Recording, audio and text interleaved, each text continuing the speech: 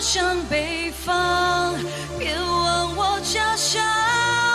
高耸古老的城墙，挡不住忧伤。我得飘向北方，家人是否不一样？肩上沉重的行囊，盛满了惆怅。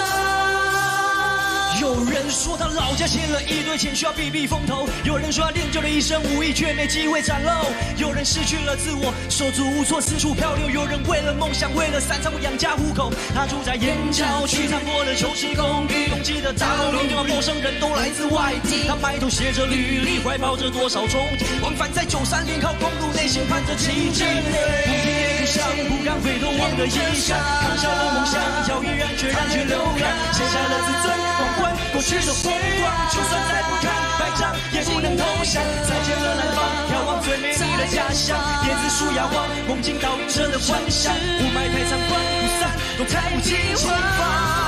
我飘向北方，别问我家乡。高耸古老的城墙，挡不住忧伤。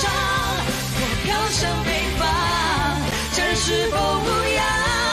肩上沉重的行囊。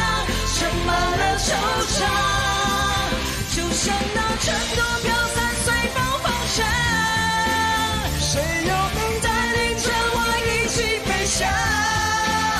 我站在天堂中央，闭上眼，祈求一家人都平安。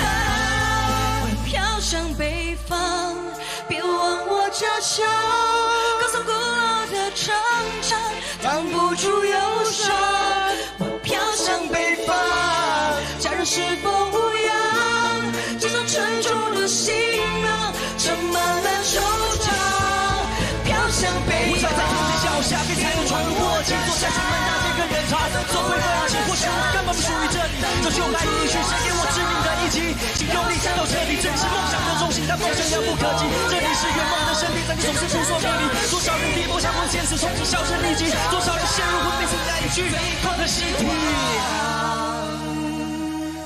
回不去的远方，我